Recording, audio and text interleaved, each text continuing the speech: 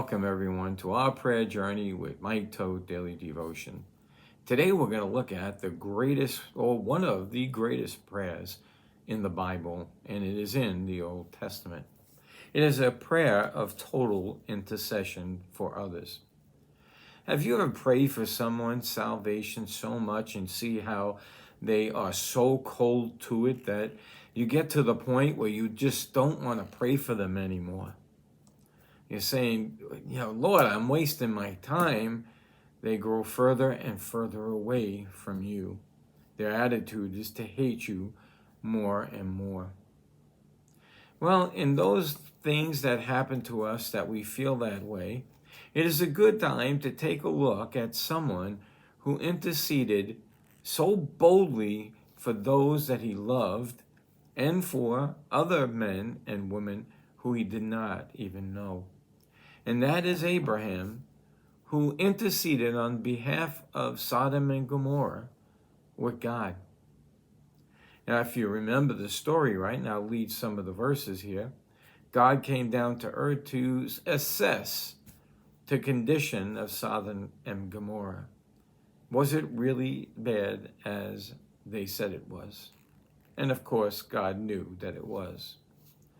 But I believe God did this to see what kind of person Abraham really was.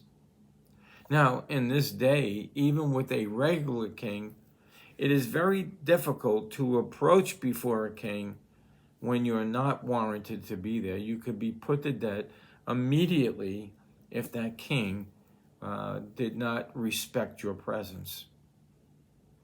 But Abraham had done a lot of things on behalf of serving God and his two agents that came with him, and felt comfortable going before God. So comfortable that as they're on a walk and he starts to tell them what he's going to do to Sodom and Gomorrah, that Abraham is emboldened to stand before God and pray. Listen to some of the excerpts of this prayer.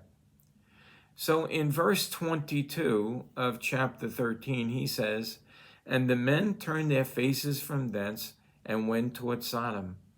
But Abraham stood yet before the Lord. And Abraham drew near and said, Will thou also destroy the righteous with the wicked?"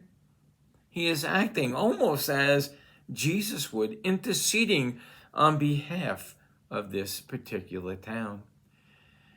"Peradventure, if there be 50 righteous in the city, wilt thou destroy and not spare for the 50? That it be far from thee to do this matter, to slay the righteous with the wicked, and the righteous should be as the wicked. That far from thee. Shall not the judge of the earth do what is right?" Boy, is that kind of bold going before the Lord. Now, Abraham has definitely got in mind family members that are there, and he's interceding on their behalf. But his love and his assistance before God is going forth. What a great boldness, interceding on behalf of those he loves. I wish I had the passion that Abraham has here. I wish we all had that passion. Maybe our whole nation would turn around if we did. And the Lord said, "If I find in Sodom 50 righteous within the city, then I will spare for their sakes." So Abraham took it further and answered and said, "Behold, now I have taken upon me to speak to the Lord, which am but dust and ashes. I am nothing before you. Peradventure, that there shall lack 5 of those 50, would you spare?" And the Lord says he would spare them. And he negotiates his way down. And then he says, last in verse 31, and he said, "Behold now, I have taken upon me to speak unto the Lord, peradventure, there shall be 20 found there." And he said, "I will not destroy it for 20's sake."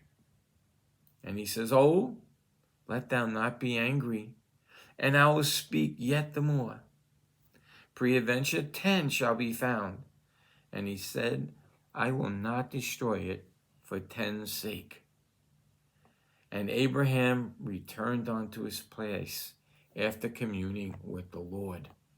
And God, as we know, did destroy Sodom and Gomorrah, but he removed those who were righteous, even when, in a way, they really didn't want to go. Where would Lot and all his family have been if Abraham wasn't there? If Abraham wasn't there, where would they be? They would have been gone. They would have been judged. So prayer is important, and we should not give up. We should be one of those great prayer warriors that go before and intercede for others. And until next time, may Jesus increase as we decrease.